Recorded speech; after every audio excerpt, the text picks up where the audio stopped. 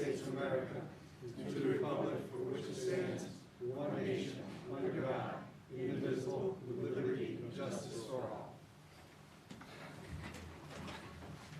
Roll call, please. Michael Safone, 4th Ward. Matthew Wolver, 5th Ward. Ann Church in 6th Ward. Felicia Salvatore, Town Clerk. Jim Nelson, Attorney for the Town. John Baisley, Town Supervisor.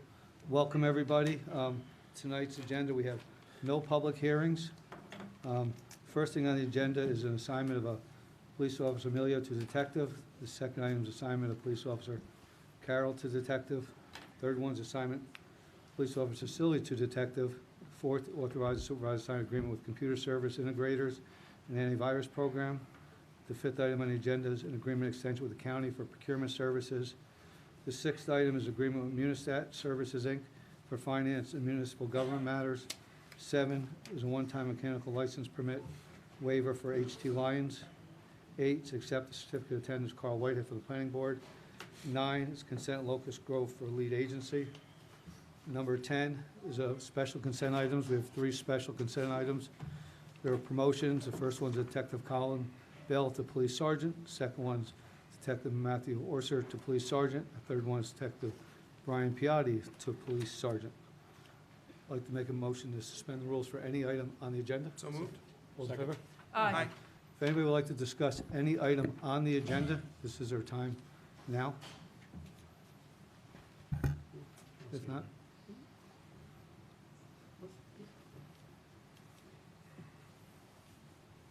Excuse me, is there a presentation about Diane Scammer on the agenda? no, there is not. No. They will be talking at the end of the meeting. Make a motion to resume the rules? Second. Okay. I'd like to make a motion to take special consent item and move it to the front, and then SC 1, 2, and 3. So moved. All those in favor? Aye. Mike? Okay. Be resolved, Town Board, Town of Poughkeepsie does hereby approve the assignment of police officer Dawn Amanolos to the position of detective at the 2020 yearly salary of $101,360.62, subject to a probationary period of not less than 8 nor more than 26 weeks per civil service law, effective January 6, 2020. And be it further resolved that the town supervisor or his designee are authorized to execute and file all documentation required by Dutchess County Department of Human Resources in connection with this appointment. So moved. Second. Motion second. Any questions? All those in favor? Aye. Opposed? Motion passes 4-0. Congratulations.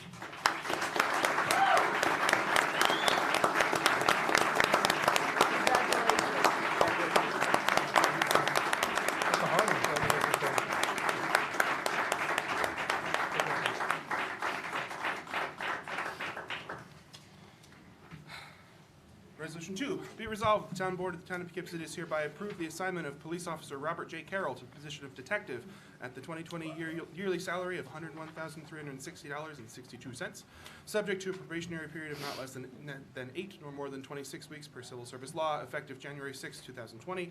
And be it further resolved that the town supervisor or his designee are authorized to execute and file all documentation required by the Dutchess County Department of Human Resources in connection with this appointment. So moved. Second. Got a motion second. Any questions? All those in favor? Aye. Opposed? Motion passes 4-0. Congratulations.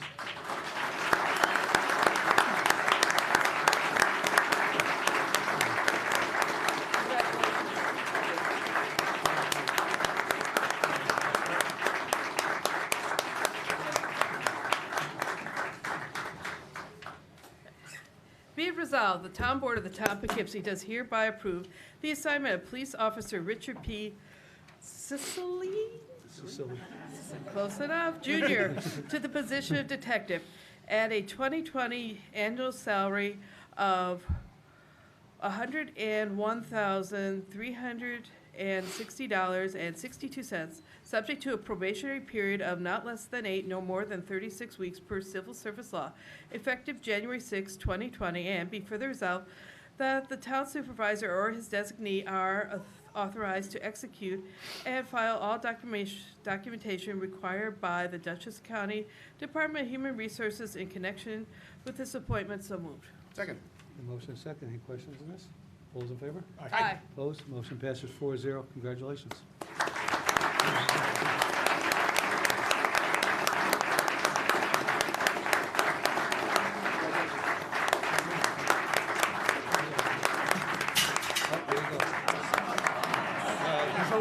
Change your mind.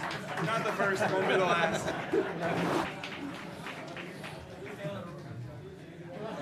So now we move the special consents up? Yeah. You have to read number 10 first. Yeah. Yeah. Be it re- But that's you. Yeah. Be it resolved, the Town Board of Town of Poughkeepsie hereby grants special consent to the following items to wit. SC1, promotion, Detective Colin Bell to Police Sergeant. SC2, promotion, Detective Matthew A. Orser to Police Sergeant. SC3, promotion, Brian J. Piatti to Police Sergeant. And be it further resolved that upon the ejection of any member of the Town Board, an item may be removed from the list and voted on separately. So moved. Second. Motion second. Any questions? All those in favor? Aye. Opposed? Motion passes 4-0. Be resolved, Town Board, Town of Poughkeepsie does hereby authorize promotion of Detective Colin Bell to the permanent position of Police Sergeant at the 2020 yearly salary of $108,118, subject to a probationary period of not less than 8 nor more than 26 weeks per civil service law, effective January 6, 2020, and be it further resolved that the Town Supervisor is authorized to execute and file all documentation required by Dutchess County Department of Human Resources in connection with this appointment. So moved. Second. Got a motion second. Any questions? All those in favor? Aye. Opposed? Motion passes 4-0. Congratulations.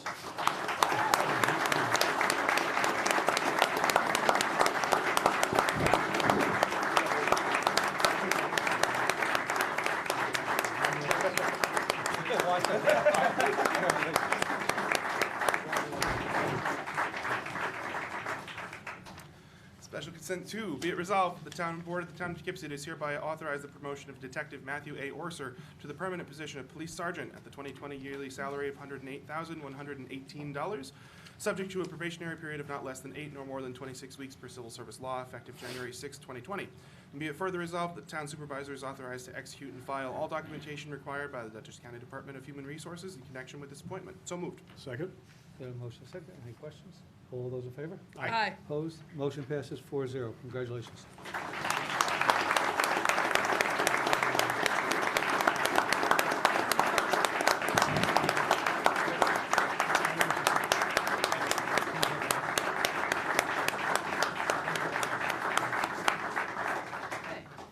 Be resolved that the Town Board of the Town of Poughkeepsie does hereby authorize the promotion of Police Officer Brian Piatti. Piatti to the permanent position of Police Sergeant at a 2020 yearly salary of $108,118, subject to a probation period of not less than 8, no more than 26 weeks per civil service law, effective January 13th, 2020, and be further resolved that the Town Supervisor is authorized to execute and file all documentation required by the Dutchess County Department of Human Resources in connection with this appointment. So moved. Second. Got a motion second. Any questions? All those in favor? Aye. Opposed? Motion passes 4-0. Congratulations.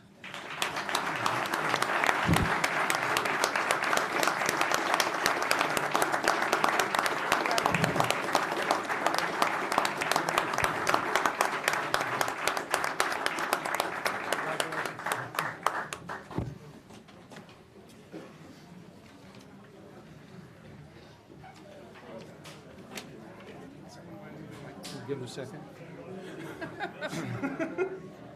Go, Matt. Run down the hill. No.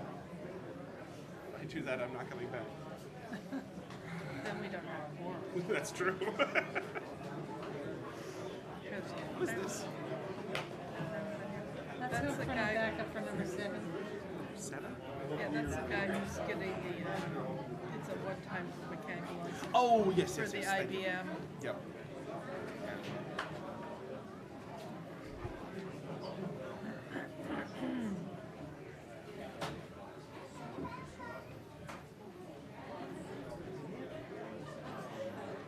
And the semester needs to get their meeting in. Yeah.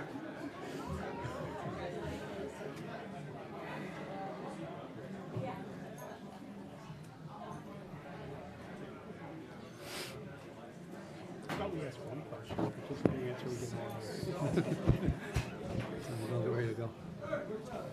Who won the 1986 World Series? You ready? They say that- Almost. I'll sign off on all of them.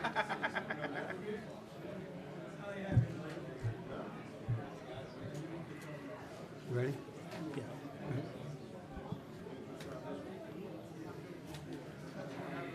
Let's do it in a quarter. Oh my God. We can talk, right? We'll just talk loud. What? We can talk loud. Okay. They probably had to park, who knows? Seriously. Favor's getting worse.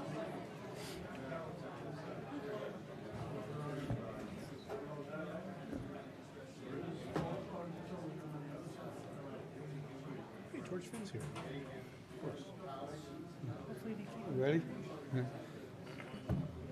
Be it resolved, the Town Board of Town of Poughkeepsie hereby authorizes the supervisor or his designee to accept a quotation from CSI Computer System Integrators, Inc. for Cyber Centennial Endpoint Detect and Response Program, and a contract for the same in a form acceptable to the supervisor and attorney for the town.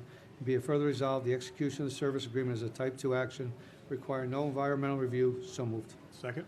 Motion second. Any questions? All those in favor? Aye. Opposed? Motion passes 4-0.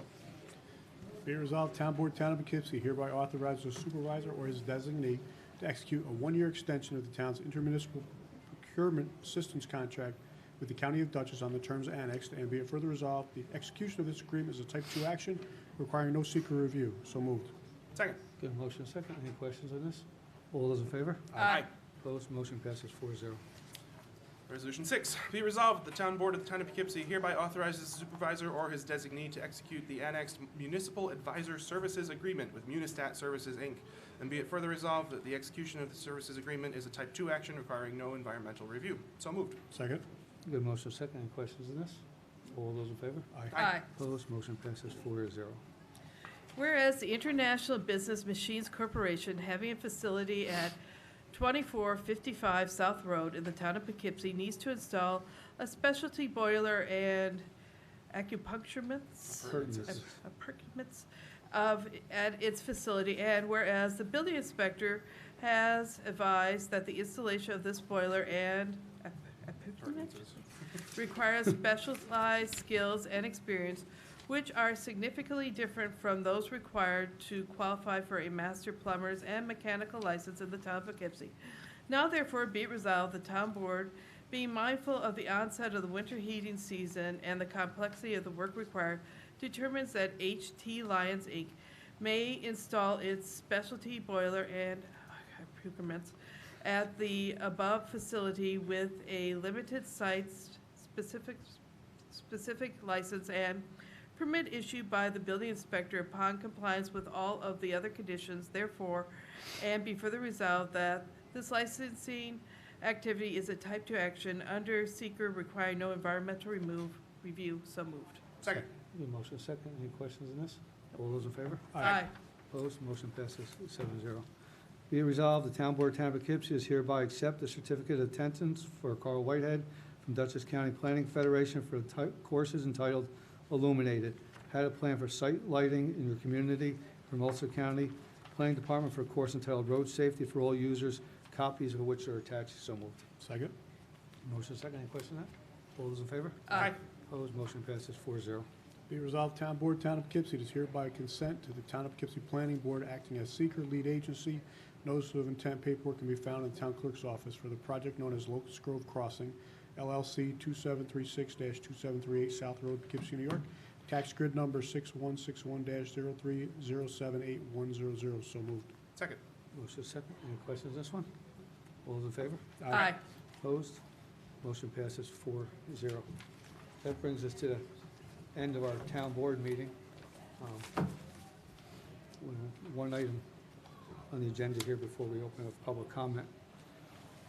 Just let people know the town's forward the agenda on sewer offer a session to the county clerk.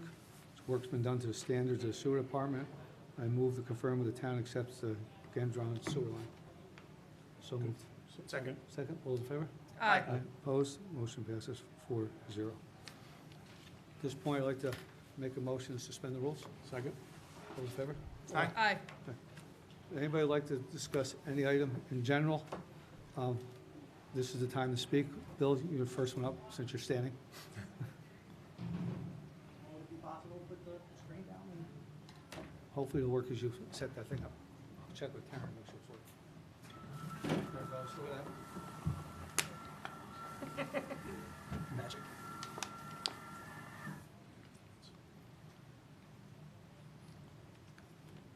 Good evening, and thank you for the opportunity to speak once again to the board. My name is Bill Steenberg. I'm the chief of the Arlington Fire Department, and I am back once again to continue the conversation regarding the impacts potentially to the fire district over the Arthur S. May development. So the last time I was here, I spoke to you about the financial implications as the fire district views it. I have a quick presentation to just give some details to that. I also promised you some factual numbers based on our estimate of the call volume and financial impact. So that's the purpose of this presentation tonight. Do you see anything on the screen, or you? We see it here, but You the see it there? projector's not Okay. powered on at the moment. So while the projector warms up, just one or two kind of general disclaimers. It's also on that TV over there. Oh, yeah, It's on TV. I asked Mark about it. That's no longer here. It's all Oh. done from there Oh. supposedly. okay. That was short-lived. So the numbers, sure. No, you start. The numbers that you're going to see tonight are based on the records of the Arlington Fire District. They are representative of addresses and locations that you will all be well aware of. And it's our intention to just show you why we have such a strong disagreement with some of the applicants' research and numbers. I am not a statistician. I am not a professional planning board member, although I do have some background in this from my days in previous jobs in the fire district. But the position of the fire district essentially is that pilot plans disproportionately affect the fire district compared to other levels of government. And that's what these first couple slides are an attempt to show you. This is based on some information I found on your website. This is the town of Poughkeepsie budget for 2018. I think what's important to recognize here is that property taxes are only one of a number of different sources of revenue that the town has in order to provide its functions, right? You charge for services, you receive money from a variety of different places. And so the metric is different when there is an arrangement that affects tax revenue. There's a real calculation that I'm sure you all go through, and there's an offset. There's mortgage tax, there's sales tax, there's filing fees, there's all those other things. But by comparison, when you look at the fire district, we are almost 100% tax supported. You'll see a very small slice there for pilots. I will just mention that there's only 2 active pilots in the Arlington Fire District. One is for the nursing home, Lutheran Care Center, which is what I would call a true pilot. That's a piece of property that would otherwise be tax exempt, and they are making a payment to the fire district in lieu of taxes, representing the services, some of the cost of the services that we provide to them. The only other pilot that currently exists that affects the Arlington Fire District is the IBM property on the South Road. Okay? Aside from that, we are almost entirely funded by taxpayers. And I've previously said to you that there is no such thing as a free call. There have been some statements floating around town, and I'll paraphrase and say, you know, the fire department's been going to the elementary school for free forever, so whatever you get now is found money. And that's just kind of a misstatement, because there's no such thing as a free call. What happens now is every call that's been at that property, the costs associated with that call is entirely borne by the community, and rightfully so. That's one of the rules of our society, that you know, government parcels, school buildings, things like that are tax exempt. That makes perfect sense.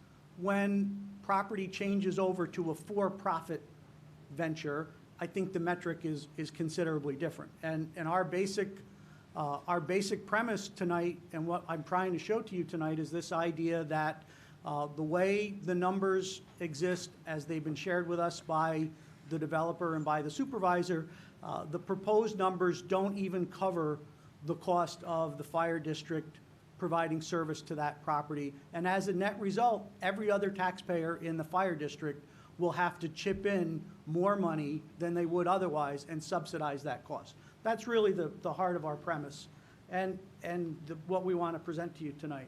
So there's a couple different ways that you can look at the impact. One of them is this document.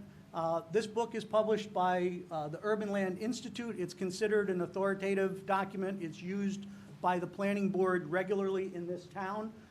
It's quoted on a very regular basis by developers as part of the seeker process for predicting the impact of various projects. There's a section in the book that talks about impact to police, fire, and EMS, and that's what you see here on this slide. And these are the calculations that exist in this handbook. It's important to recognize that the formulas in the book only address residential growth. It does nothing about commercial, says nothing about hotel. And there are the numbers on that slide of what they consider the calculations to address that impact. So when you take those numbers, and just to keep the math as simple as possible, I've estimated 400 people population increase for the project. And again, right, 196 apartments, somewhere in there, right? So I think we're certainly in the ballpark. They have talked in some of their documents about 370 or 380. So I'm saying 400 to keep the math simple. So here's what we come down to. You look at EMS calls, it's 15 calls a year, and we're going to talk more about what our data shows for calls a year, but it doesn't do anything to predict fire calls, and that's an important distinction. Instead of predicting fire calls, it addresses annual financial impact, all right? And the bottom half of the screen there is to show you the calculation based on the proposed project of what the annual financial impact is to the fire district, all right? And I've tried to put as much detail there so that you can see where I'm getting my numbers. When you follow the formulas on the top half of the screen, you wind up with 100 square feet of new facilities. I estimated $425 a square foot. We have a fairly accurate projection on a different project from where that number comes from. 25-year lifespan for facilities, and you do the math, it comes out to $1,700 for new facilities. 0.17 new EMS and fire vehicles, $650,000 for a fire engine, that's the going rate. 15-year lifespan times 0.17, $7,367 in EMS and fire vehicles. And then, as you can imagine, the majority of the cost is staff, all right? 0.71 new staff to the fire district. Since we're talking about a 25-year project potentially, I think it's appropriate to take the entire payroll spectrum of the fire district and not just quote starting pay. It's a 25-year project, so what I've done is I averaged out all the pay ranks, all the pay grades, all the different things within the organization, and came up with that 79.4, pension and medical costs, and then an allowance for uniforms, equipment, and training, turnout gear, air packs, things that are individual specific. You get to $129,000 times 0.71, 91,590 annual impact dollars. You add that all up, 100,657. All right, actual hard dollar costs to the fire district, 100,657. We're going to come back to that number. The next part of this then is to start talking about call numbers. Oh, we have a picture. So on the left side of the screen, you'll see a number of properties around town. It has the name of the property and the street address. Square foot of that building that comes from parcel access. And then what we did was we researched in our records all of 15, 16, 17, 18, and then the first 6 months of 2019. So 4.5 years worth of data.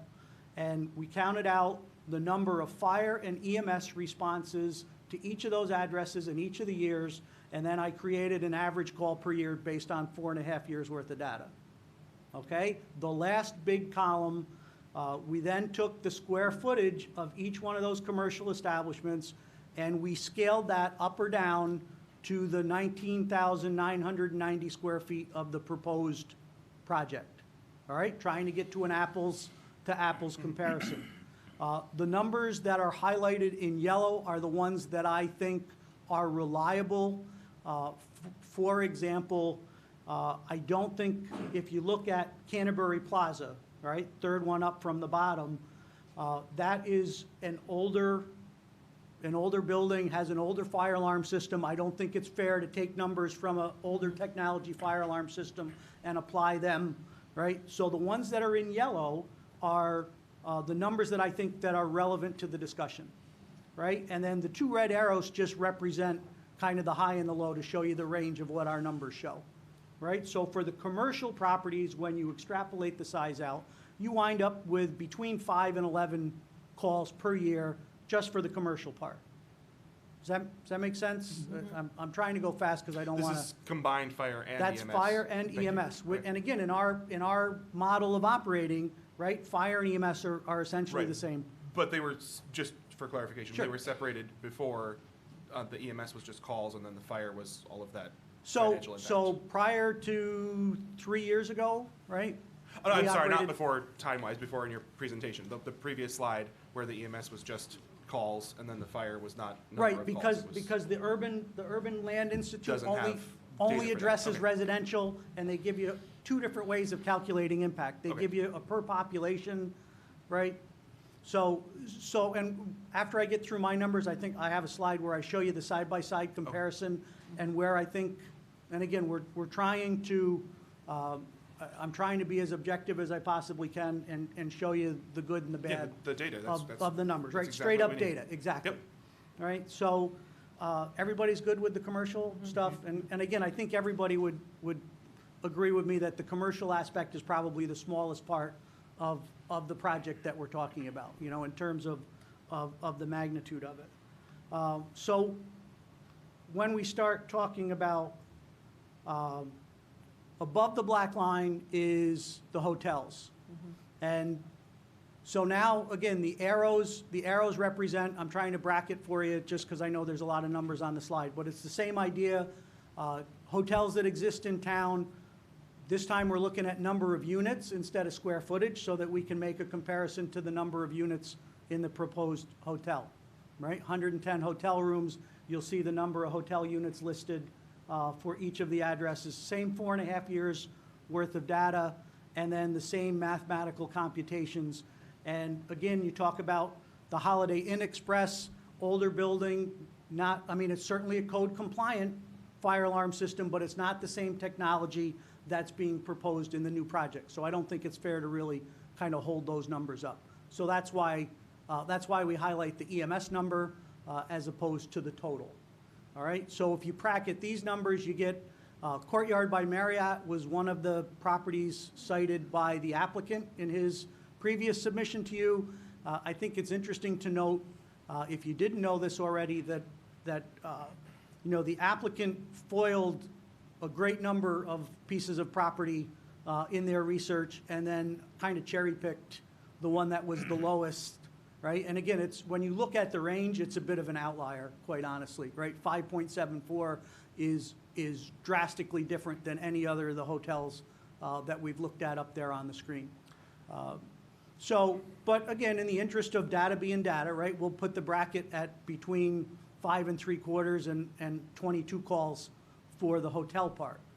Just a question. Yeah. Not being intimately familiar with the fire systems in all of these different spaces, what are there other factors that might account for the drastic difference between 5 3/4 versus 22 almost between the Courtyard versus the Hampton Inn, for example? So Like the those numbers, when residents- extrapolated well, all to the same amount of units, should be within part of it, pretty close. well, part of it is whether there's cooking units Okay. in the individual dwelling units. Okay. Part of it, you know, may be the design of the system, and again, giving the proposed project its due. I mean, they have committed to the latest and best technology to reduce false alarms for fires, right? And I don't want to take away the credit that the developer deserves for that, right? He is committed to that. I know he said that before you many times. He said it to the planning board. And I don't want to diminish the impact of that. But there's still fire calls. And more importantly, people result in EMS calls. And it's problematic to say that you can put 400 people in an area and not generate a certain number of business for the fire department, for EMS, for the police department. And remember, these numbers only represent our projection of calls at this physical location. This has nothing to do with how many more auto accidents there's going to be on Raymond Avenue, how many other calls there's going to be as people visit businesses in the area. I mean, those things all spin off as well, but they're just impossible to quantify. All right, I can't tell you how many more ambulance calls there are going to be at the Crafted Cup because we would expect his foot business to go up Sure. once the development is across the street. Any more than I can tell you how many more auto accidents there's going to be on Raymond Avenue. But I think from kind of a common sense standpoint, everybody would agree that there's a trickle-down kind of impact to these additional people being in the jurisdiction of both the town and the fire district. So that's the hotel. We bracket out between 5 3/4 and almost 22. And then I think the big impact is when you look at the apartments, okay? And if you go straight to the bottom, right? Go right to the very last one, College View Tower, okay? It's a very similar looking building immediately adjacent, all right? And it's 107 ambulance calls a year. But it's senior housing, and so is Spring Manor. So, well, we'll come to that. Okay. Okay? Bear with me, please. I understand, okay? But Lakeview Arms is not senior housing, okay? If they're mostly Yeah. elderly that live in there. I'm sorry? It's mostly elderly that live in there. Perhaps today, all right? 5 years ago, there was a different dynamic of people living in there. All right? And again, we're going to talk about that in just a couple minutes. I don't have a good comparator for you for fire calls in apartments because most of the apartment complexes built in this town either were not required to have fire alarm systems or they have older technology, and again, it's not a fair comparison. So College View Tower, for example, they have a security guard who goes and investigates every alarm before the fire department gets called. That's why their number is so low.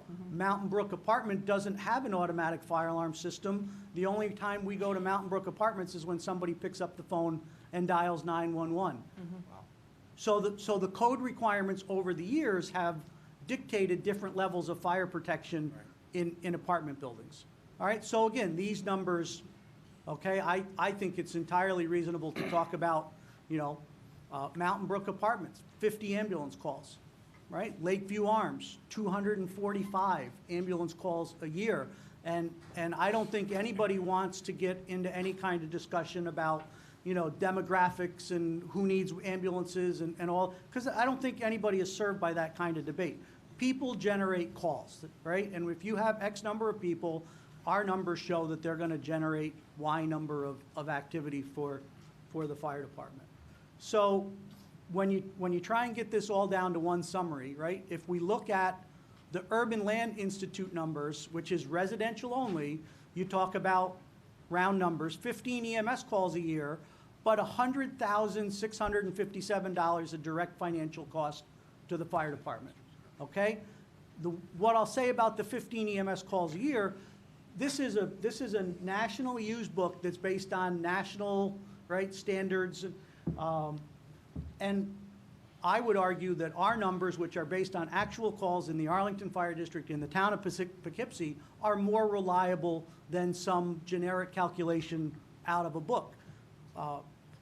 But I do think that there's validity to this idea of the annual financial impact to the fire district. And like I said, that $100,657, we're going to come back to that number in a minute. So if you look at the bracketed numbers, right, in the commercial property, you get between 2 and 11 calls per year. If you look at the hotel, you're between 6 and 40 calls a year. And then based on our data, right, you have between 50 and 244 EMS calls a year, right? And you saw where the numbers came from. It's very difficult to make a direct comparison about fire calls in the residential part because we don't have a good comparator in the fire district. And you didn't have a Right. chance, what about the new apartment built across from Shadows in the city? So here's the thing, and I know that that's one of the pieces of property that they used in their presentation. There's less than a year's worth of data. Okay. And my argument with their EMS number for that is, my understanding is that they got their data from the city of Poughkeepsie, and the city of Poughkeepsie Fire Department only responds to a small number of the ambulance calls, whereas the commercial ambulance service responds to many ambulance calls in the city of Poughkeepsie, and the fire department's unaware of it. So my understanding is they got their data through the fire department, so those numbers are artificially low as well. And with it only being less than a year, it's not able to. Right, I don't think we should be trending off of less than a year's worth of numbers. I understand why the applicant did it, right? And, you know, and we've had a number of conversations, and I'm not saying anything bad about him. I disagree with his numbers. He has a position, I have a position, and I'm trying to show you where my numbers come from. So when you get all done, and understand that we have no ability, I have no ability to tell you a direct financial cost. I don't have the ability to calculate that. It's way more complicated than just saying the fire district budget is this and we're gonna divide it by this number of calls, because it's a false premise to think that every call costs the same amount of money, right? A second alarm fire costs, you know, many times more than one engine responding to an ambulance call, or an engine in a rescue truck going to an auto accident is, cost-wise, would be vastly different whether you're there for 10 minutes providing medical care or whether you spend 45 minutes cutting somebody out of a mangled wreck. So trying to get down to a per-call cost for the fire department it's not a meaningful number. All right? In fact, I think it probably does more harm than good, quite honestly. So I don't have any way, based on our internal data, to give you a direct financial cost. Okay? So the best I can do is show you that 100,657 number. The other thing that I want to talk to you about is how projects change. We're talking about a 25-year pilot potentially. So this is, and I'll go quickly, but I want to tell you a true story to try and illustrate a response, or, you know, kind of where our position in. Back in 2012, I was the person in fire prevention, what Captain Finn does now, and we started reviewing with the planning board a project for a proposed nursing home and assisted living facility. It was one of the first ones in the area that was going to be like this. It was a developer who had a number of facilities in Long Island. There was a group of us from the fire department that went to Long Island, toured their facility, saw their operation, met with them to get an understanding of what the impact to the fire department was going to be. We came back from that meeting. They had 4 or 5 different facilities in Long Island. I can't tell you the exact number. We reached out to each of the fire and EMS response agencies for each one of those facilities and got their call data. And again, extrapolated the same way we did this today to get back to what we thought the true impact was going to be. And we went to the planning board and we made our comments like we always do, and eventually the fire district, along with every other town department, signed off on the plans. All right? And then for whatever reason, the project didn't happen. And the part that is important is that, you know, the applicant, when they're in front of the planning board, they talked about how the facility would operate. There was going to be nurses there 24/7. There was going to be staff. People would like ring the front desk if they had a problem. Somebody would go and check out. And that was all intentionally designed to reduce the number of calls for the fire department and reduce the impact to the community. So based on all that, we came up with, we thought it was going to be 50 calls a year. And our comments to the planning board were all based on this estimate, and right, because the property was going to be taxable, you know, there was going to be no impact, we could handle that. But what happens then is the project, for whatever reason, stalls out and goes nowhere. The developer leaves, other people come in, the project changes its name, and their operation changes. And it's over 3 years later before it's finally occupied. And our 50 calls a year turned into this, right? 300 calls a year. Entirely because the operation and the way things were presented at the planning board were changed after the fact, all right? When the new developer came in, right, they had an approved site plan. They didn't have to come back. They didn't have to visit with anybody. And I'm not an expert on this stuff, but they were able to pick up where the project had stalled and continue it, right? And long story short, the fire district, who was expecting 50 calls, wound up with 300. Again, I'm not I don't want to talk about the call volume. The point of the story is, and if you didn't already know, I'm talking about the landings. All right, we go there 300 times a year, round numbers. Okay?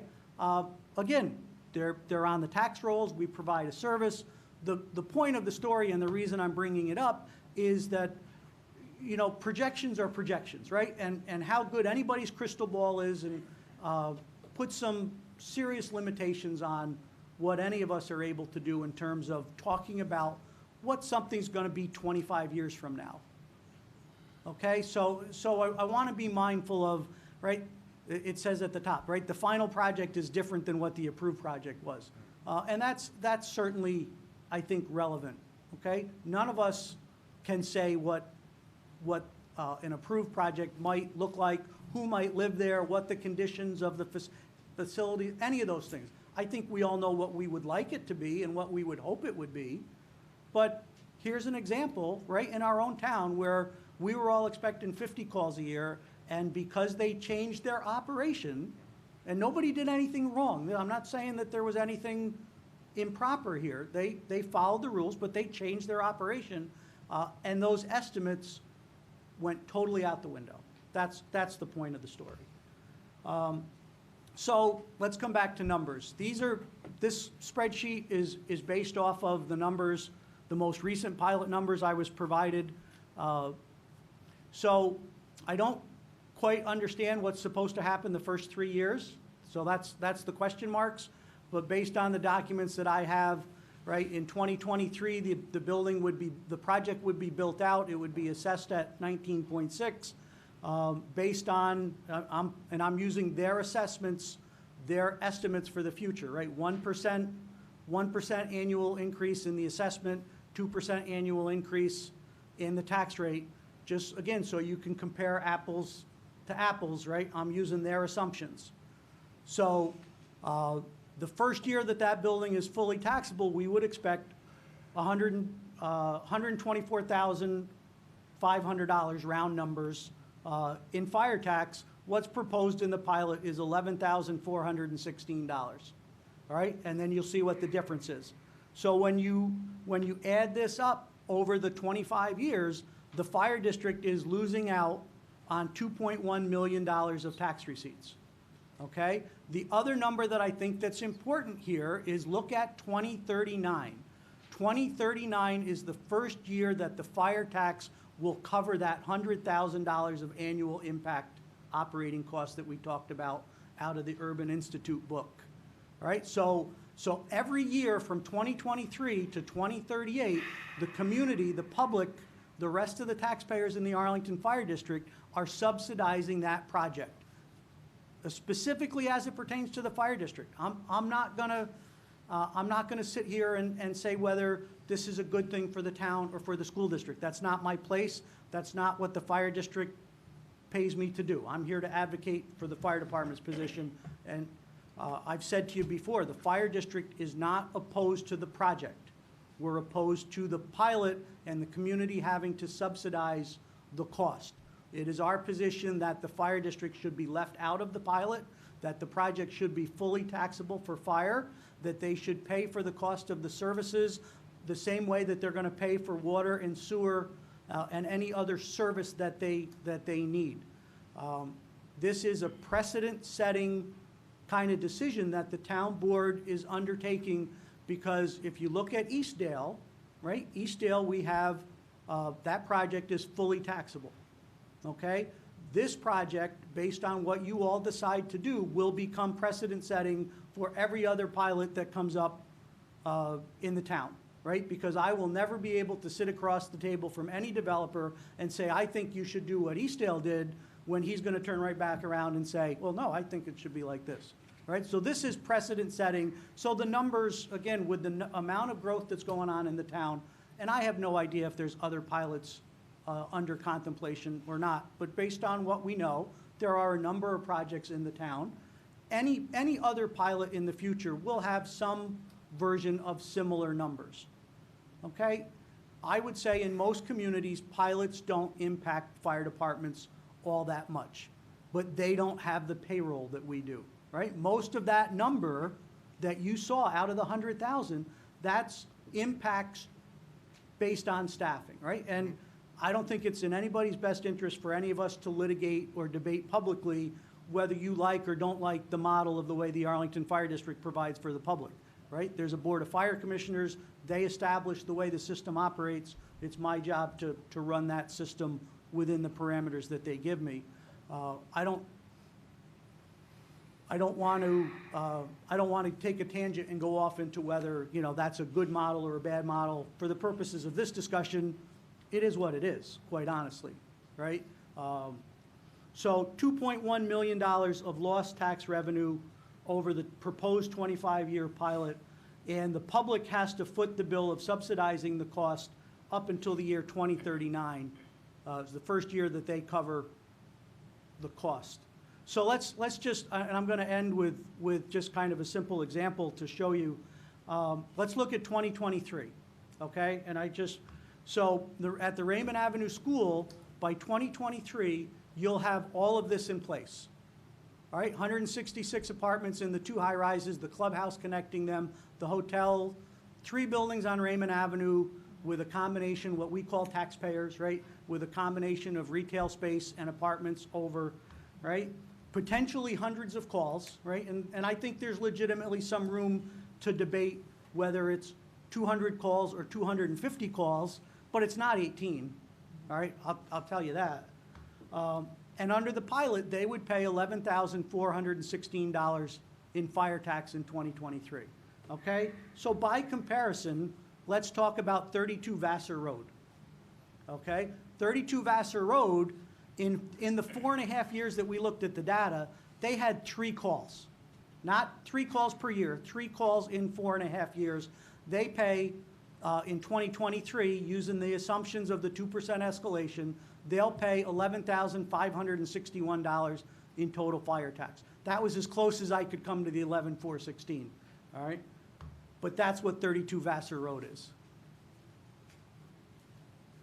compared to what you see on the left. Okay, in the opinion of the fire district, there is a disconnect there.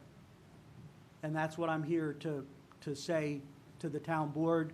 And I thank you for your time. I'll answer whatever questions I can. I have copies of the slides that I'll leave with you before you go tonight.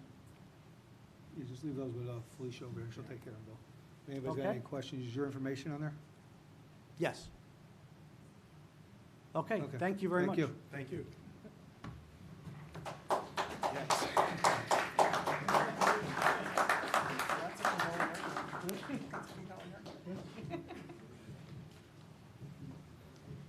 Would anybody else like to discuss that topic before we go on to another one? Mr. Armstrong?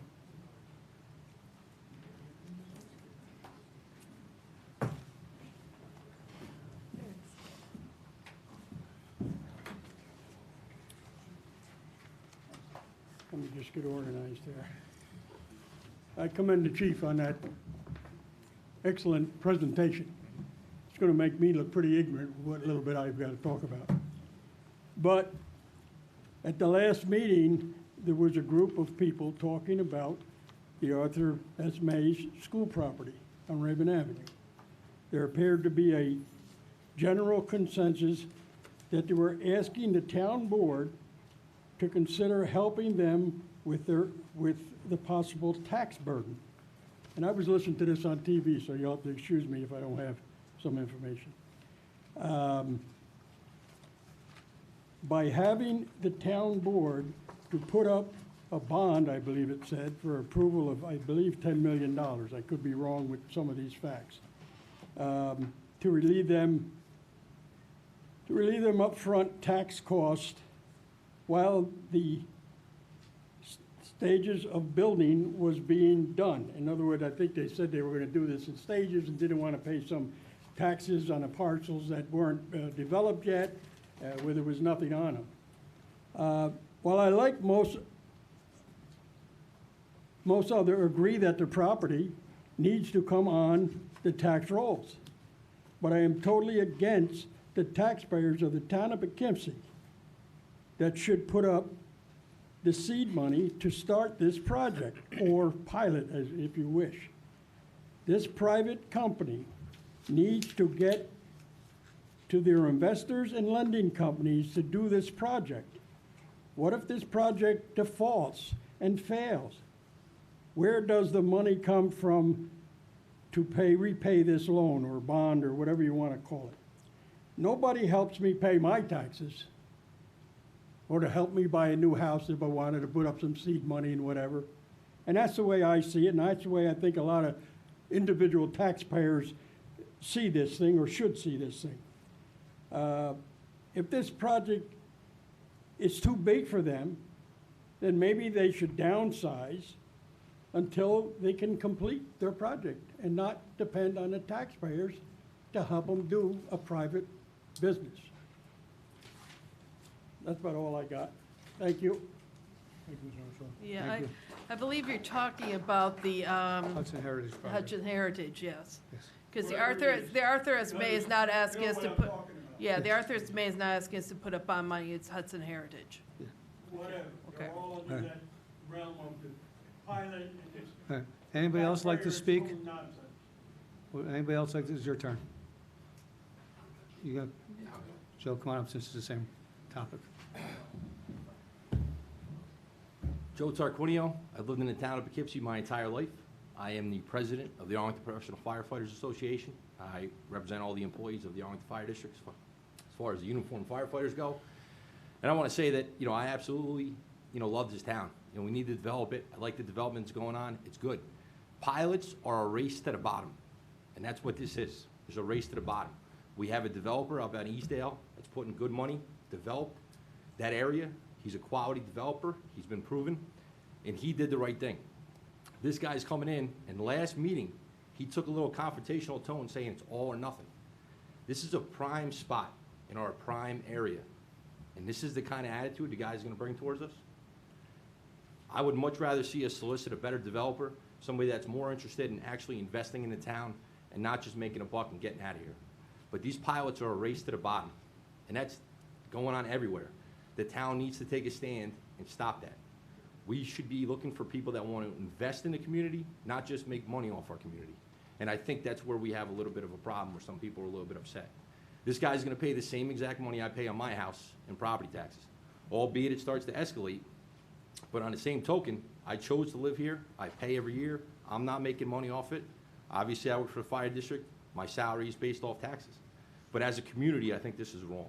This is a race to the bottom, and I think that it absolutely needs to be revisited.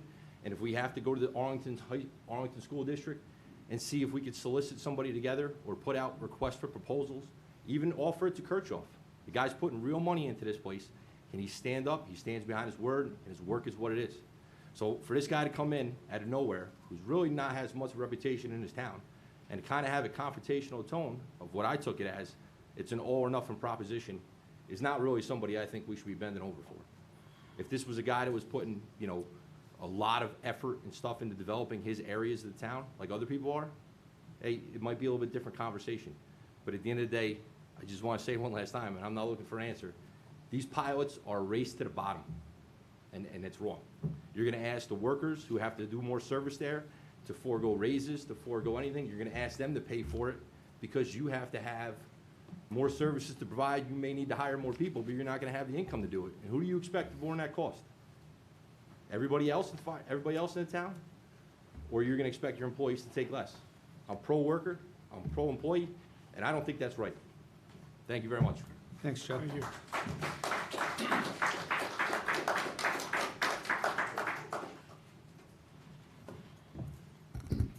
Good evening. My name is George Finn. I also work for the fire district, but I am also a longtime resident of the town of Poughkeepsie, and I understand the difficult decisions that the board has to make.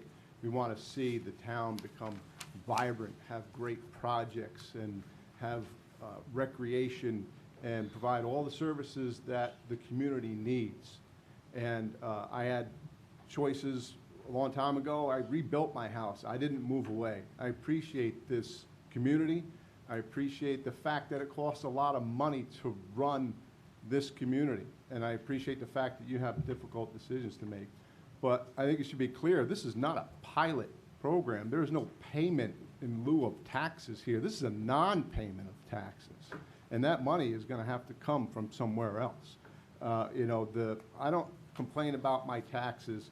I appreciate all the work that's done from all the town departments that provide me a place that I'm proud to live in, and I want to see it grow and become better. In this part of Raymond Avenue, I've seen it grow. It's, to my opinion, the best part of the town of Poughkeepsie. We're going to have a parade there this weekend. It's the focus. It's what we should be most proud of. I remember what it looked like 15 years ago. It is much better. That is a prime area that could be in the middle of the Arlington Town Center that we spent months developing the master plan to focus around. And this is a great project. I don't have a negative thing to say about the project other than it shouldn't be funded by the rest of the town of Poughkeepsie taxpayers, the rest of the residents that bore the brunt of the tax base. I've seen my taxes go up, and I'll pay them, and I don't have a huge problem with that. I want to see the town become better. And if this was a business that was going to create hundreds of jobs and bolster the tax base, that would be great. I don't happen to see that project in this light. So please think about it in all avenues and do what you think is best for the town of Poughkeepsie. Thank you. Thanks, George.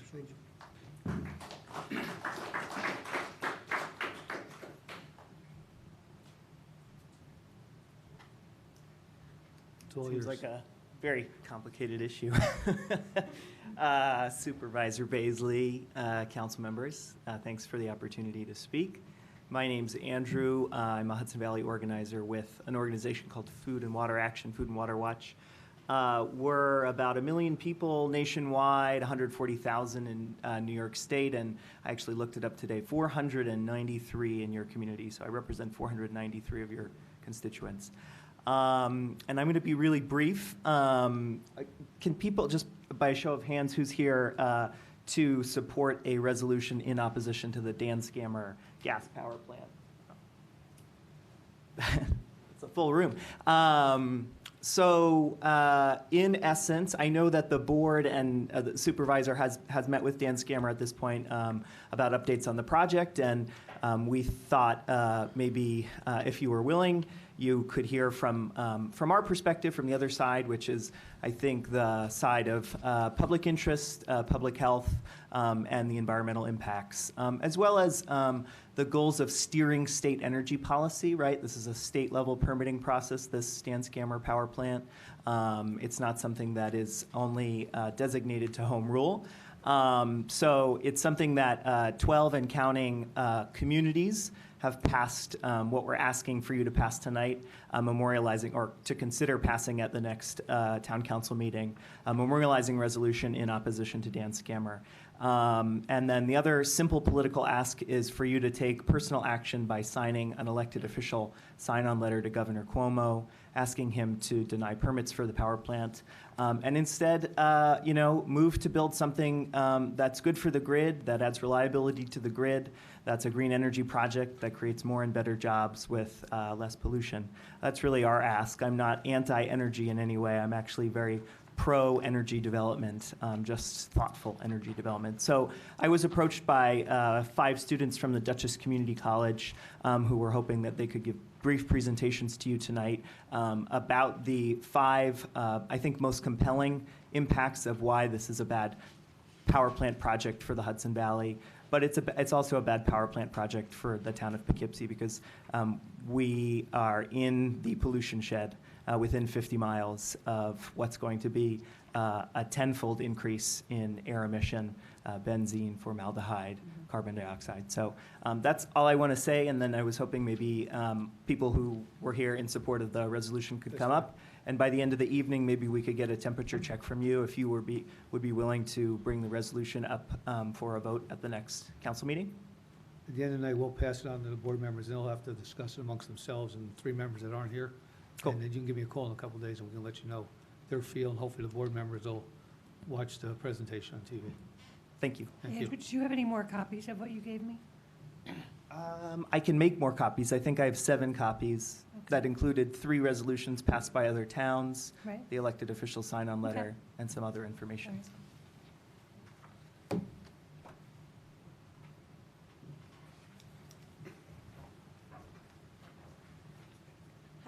Hi, my name is Remy Nauman, and I'm a student at Dutchess Community College. I've lived in this area my whole life, and I plan to live here the rest of my life. I think that the owners of Dan Scammer have seized upon public anxiety in the region with the decommissioning of Indian Point to make false and misleading claims about the demonstrated need for new fossil fuel infrastructure. In New York State, the CLCPA and Governor Cuomo's new Green Deal have mandated that we need to have a clean energy standard increase of 50 to 70% renewable electricity by 2030. They also want this conversion to be 100% clean energy by 2040.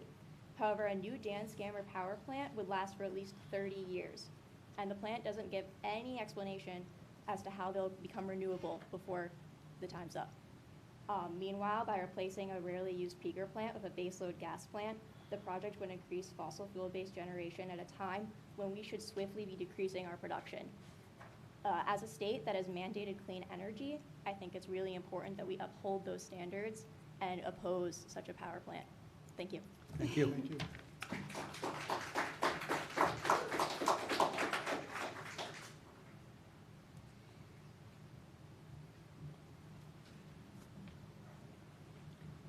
Hello, my name is Welcome. Brandon Leva, and I'm a student at Dutchess Community College.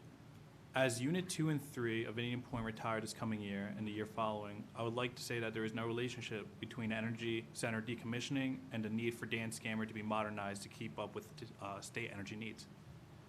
The Indian Point Energy Center provides roughly 25% of the electricity needs for ratepayers in Westchester County and New York City.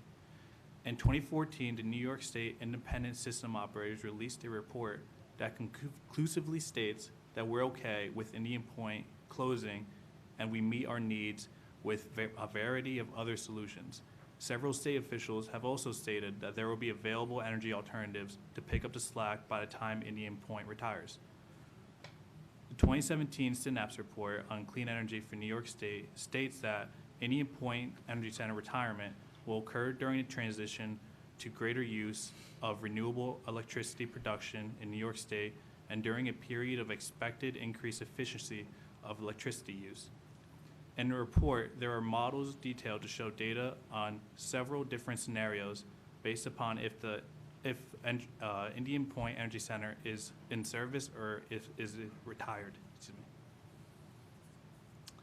The Indian Point retirement scenario with assumed clean energy standard policy implementation models a future with nuclear energy at an 18% share in 2030 compared to a 26% share in 2016. The model shows that also renewables like wind, hydro, and solar are seen at a 49% share in 2030 compared to the 27% share in 2016. This model reflects the goals of the clean energy standard that New York State wishes to achieve. A 600 megawatt power plant like Dan Scammer does not seem like smart security.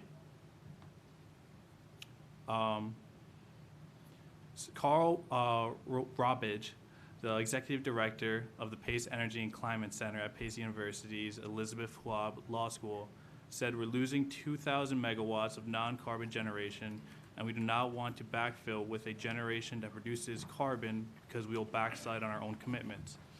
Governor Cuomo once said Indian Point is like a ticking time bomb, which can only mean that modernizing Dan Scammer would be similar to a ticking time bomb of electricity inadequacy. Thank you. Thank you. Thank you.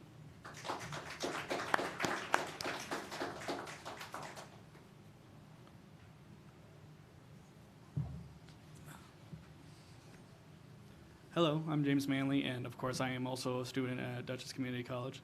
The problem I bring with Dan Scammer is their new air cooling system.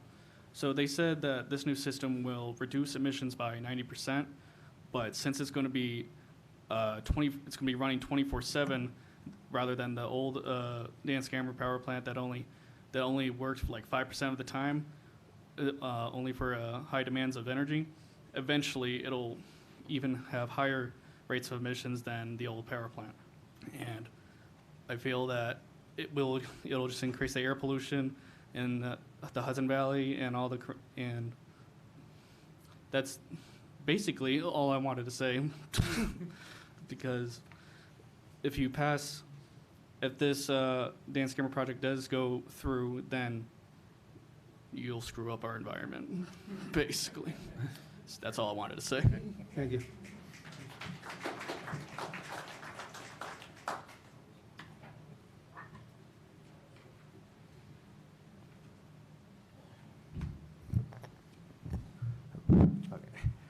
Good evening. First, I want to thank the town supervisor and the council members who are here for taking their time to listen to our arguments on the decommissioning of dance camera. My name is Jason. I'm a student from Dutchess Community College and a resident and constituent of Dutchess County. What you need to know is that we support energy development and that solves energy and infrastructure problems, but that we don't support is unnecessary and dangerous investments that don't solve those problems and instead lead to more further problems into the future. The decommission of dance camera is just one part of the plan for promoting clean green energy in our communities and other communities along the Hudson River Valley. The other part is its replacement. One of the ideas for its replacement is the construction of a wind, solar, or hydropower plant, or some combination of the three. This creates more jobs because renewable energy has been booming across America, creating stable and high-wage employment for blue-collar workers. According to a 2015 report from the Environmental Defense Fund, renewable energy jobs in the U.S. has a 6% compound annual growth rate between 2012 and 2015. Fossil fuel jobs, on the other hand, had a negative 4.5% compound annual growth rate over the same time period. Another idea would be the construction of a battery storage site where the energy generated from these wind, solar, and hydropower plants or any other energy plant can be stored for later use. Batteries are an appealing option for the power sector because of its flexible use that they provide. Unlike a natural gas peaker plant, which can take minutes to dispatch and often run on aisle, this can create wasted energy rather than being used. In order to better meet those short-term spikes in demand, a battery can have the ability to dispatch power instantly. This makes them potentially valuable in the valuable resource. It makes the batteries more potentially valuable resources to help smooth out the sun spikes or drops in our power supply. Moreover, investments in energy efficiency generate nearly 3 times as many jobs when compared to investments in fossil fuel. Renewable energy and energy efficiency are implementable approaches for stimulating job growth and diminishing the need for additional fossil fuel plants. Continued investments in fossil fuel infrastructure locks us into a more dirty energy fuel future in defiance of climate science. The way out will be a dramatic shift to at least, or to have the will to pursue zero emissions through hydro, wind, solar power, or others, accompanied by a widespread deployment of energy efficiency. The goal for 100% renewable energy by 2030 is achievable if there is a necessary political will to push it. Therefore, that we support that this town board pass a resolution opposing the construction for dance camera, and that this is not just to reduce the use of fossil fuels, but rather to reduce our carbon footprint, energy consumption, for the betterment of the environment and long-term economic growth for the communities, along with many other communities along the Hudson River Valley. Thank you. Thank you.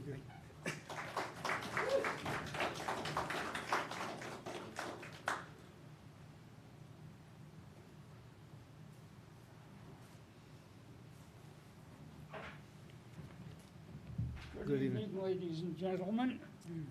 My name is Art Scott, and my wife Nancy and I have lived at 6 Andrea Drive since 1960.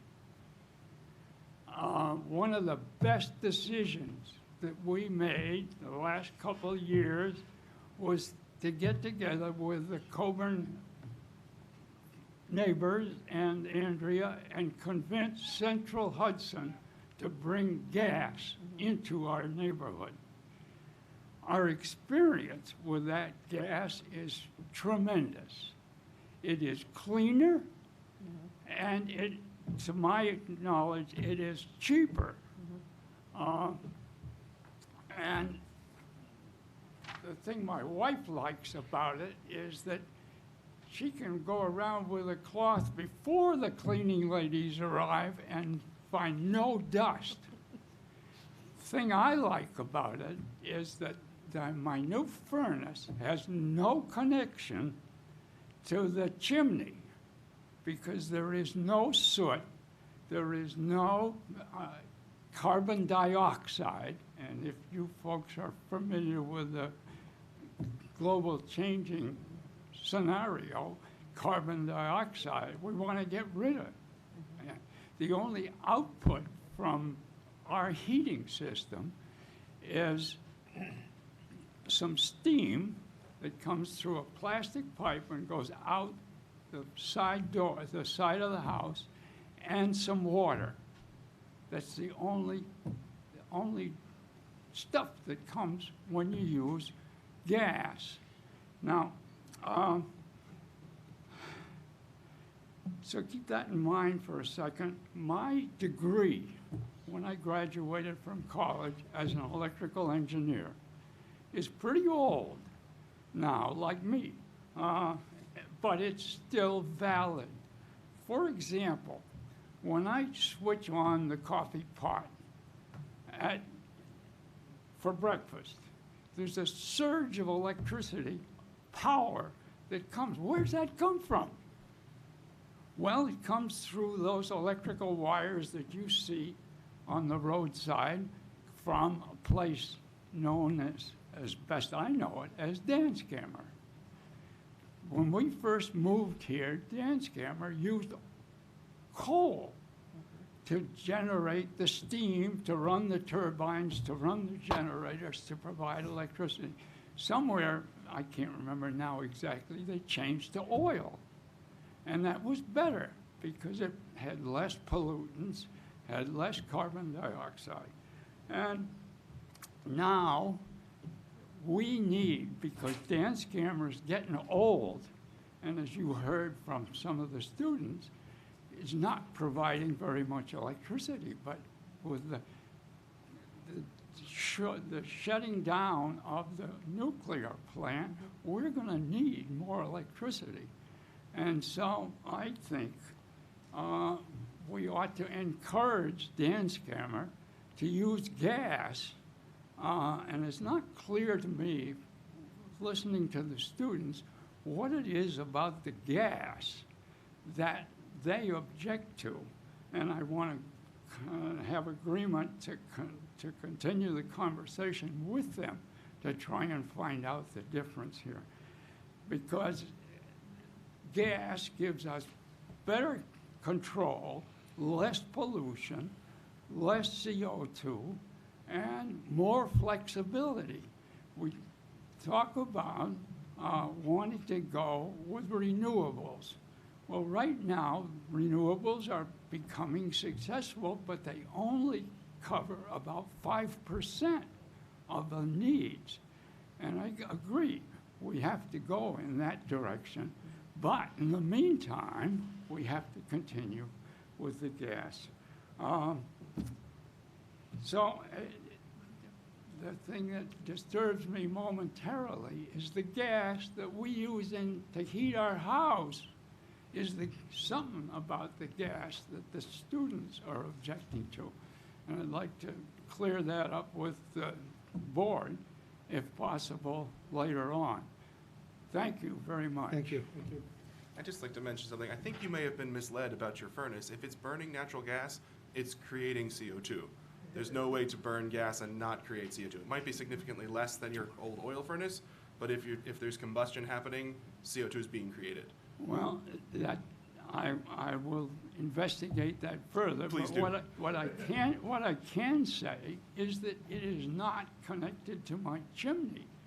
The chimneys require special linings to take care of the stuff that's going up. Sure. And there's now a simple plastic pipe. Right, it's just that- venting outside. Yeah, it's that way venting versus along with venting that at the steam. chimney. And, So, but I'll take that in. Yeah, please look into that, because that's, I will. combustion creates carbon dioxide. That's how Thank that you. Don't works. throw away Thank you. CO2s.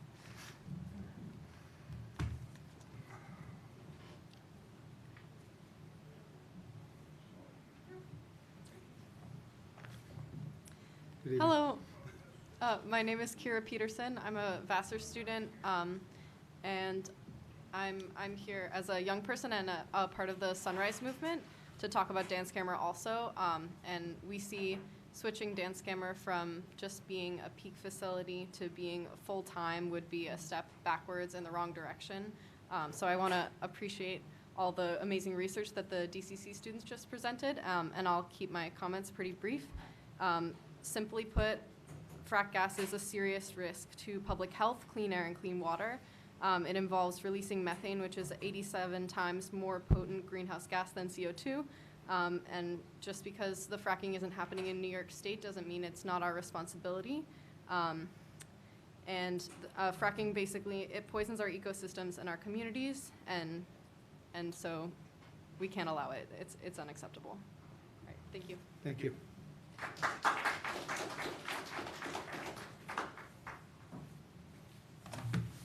Charlie Davenport, Wappingers Falls, New York.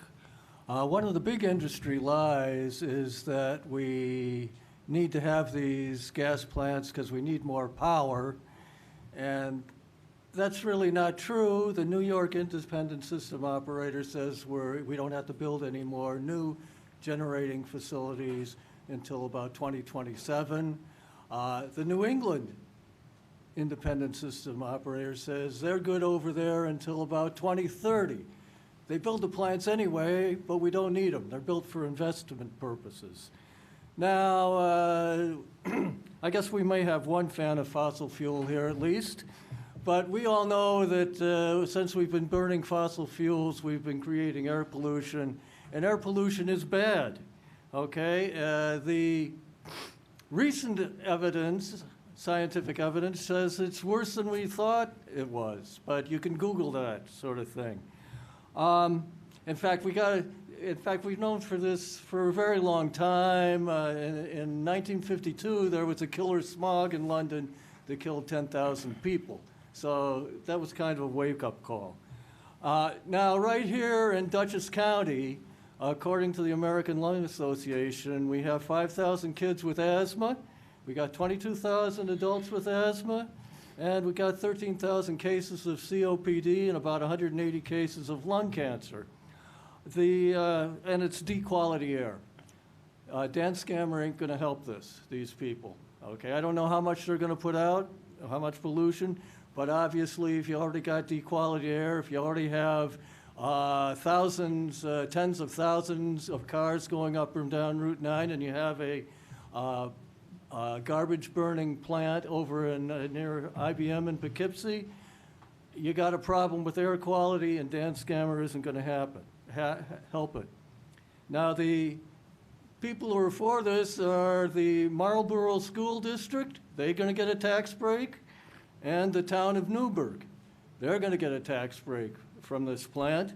And, I guess you can accept that they think, well, if we get this money, it'll be worth maybe damaging the health of our kids and a few other people. But that's for them. We, over here in the town of Poughkeepsie, in the town of Wappingers, all we're getting out of it is the damn pollution. We can't have that. So let's tell Governor Cuomo we don't want this thing. Thank you very much. Thank you. Thank you. Anybody else?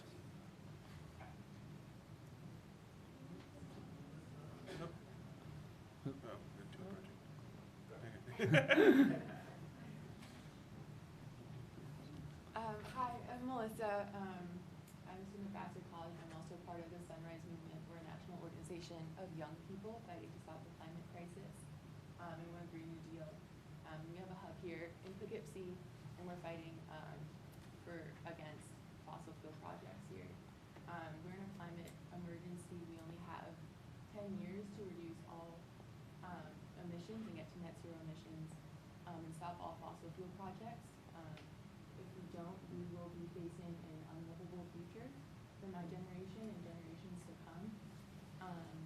And we stand against the Dan Scammer power plant because we can't allow any more fossil fuel projects to destroy the health and future of people in our communities.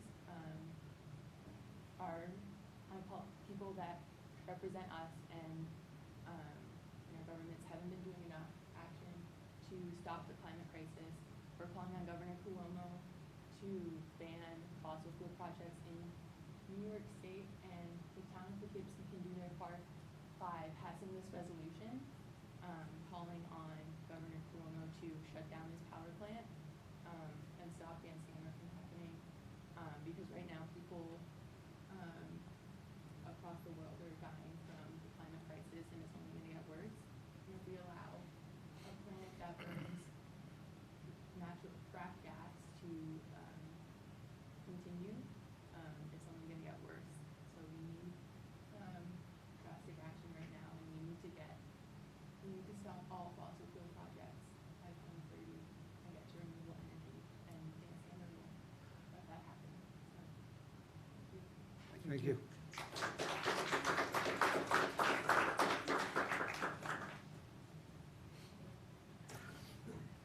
Hi, my name is Joe Lowenbrown.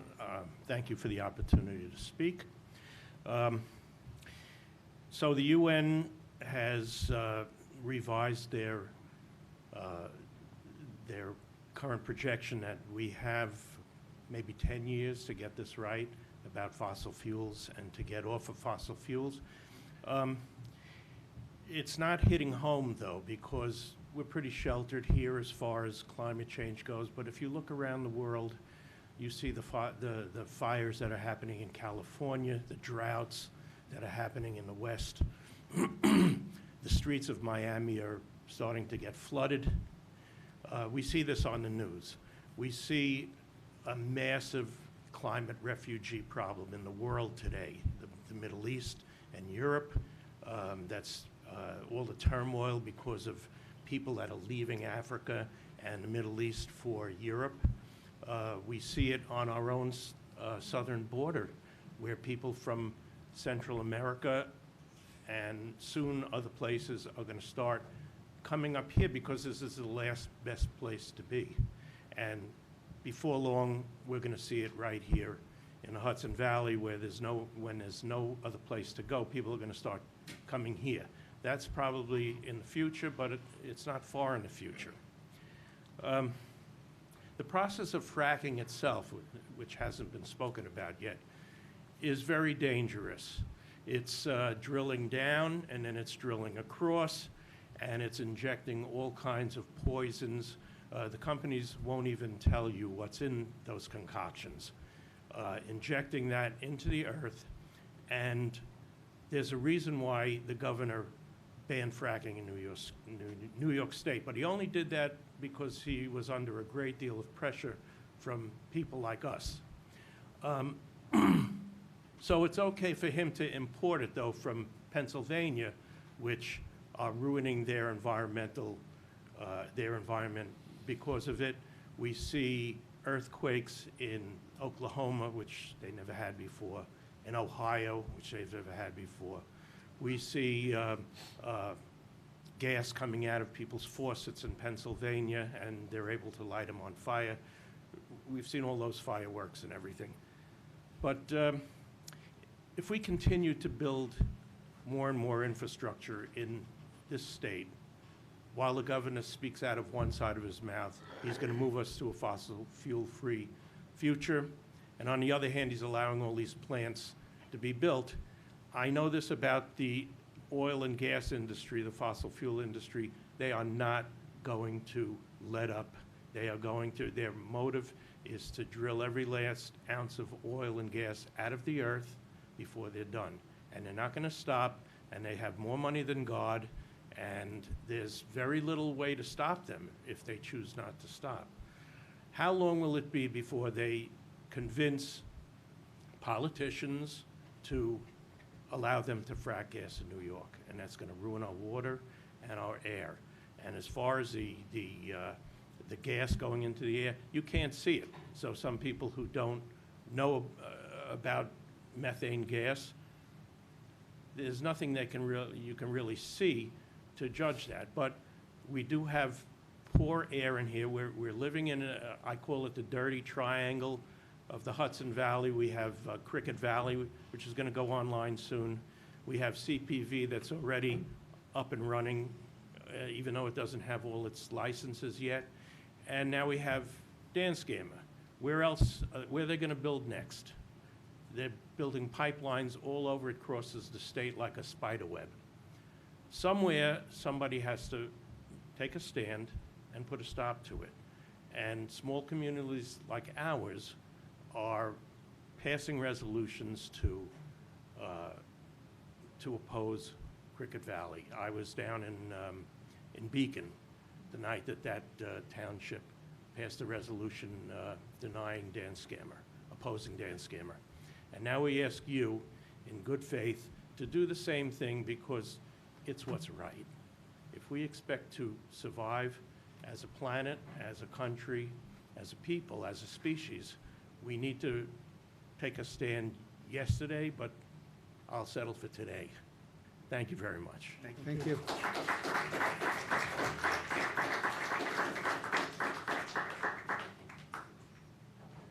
Is there anybody else? If not, a motion to resume the rules? Oh, hold on. Come on.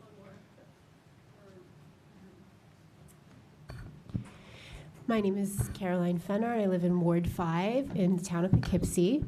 I just want to say that I really think that you should pass a memorializing resolution to oppose the Dansgamer power plant because the Dansgamer power plant is in a floodplain of the Hudson River Valley, Hudson River, which is an estuary river. And as we all know, our drinking water comes from the Hudson River.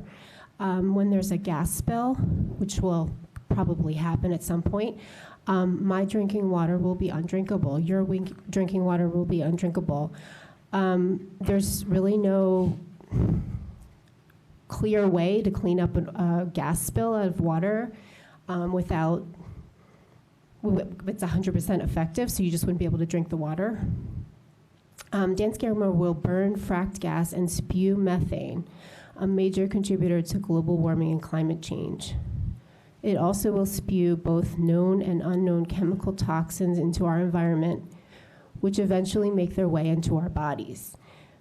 The frack gas coming in from Pennsylvania that's being piped in to be burned in these frack gas plants like Dansgamer are called natural gas. But they're dangerous, unsafe, and unhealthy for the people of the Hudson Valley and the people who live in the Hudson Valley towns all around us, including us. We need renewable energy infrastructure, not fossil fuel energy infrastructure. Our climate, our natural resources, and our children's health depends on it. So please pass a memorializing resolution to oppose Dansgamer. Thank you. Thank you.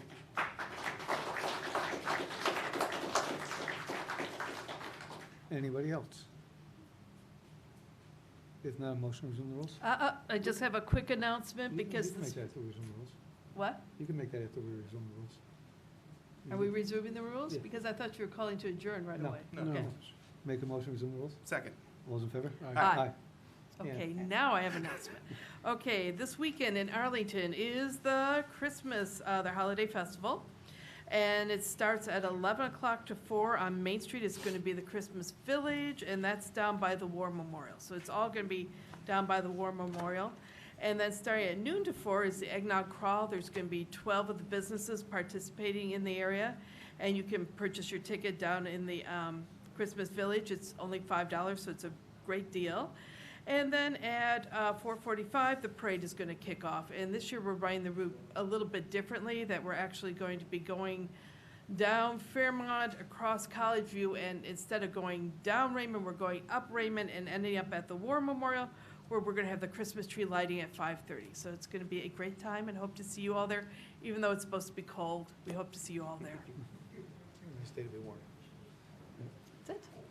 Just want to thank everybody for coming out tonight and giving their input. It's actually nice for a change to see a decent crowd getting involved in the community.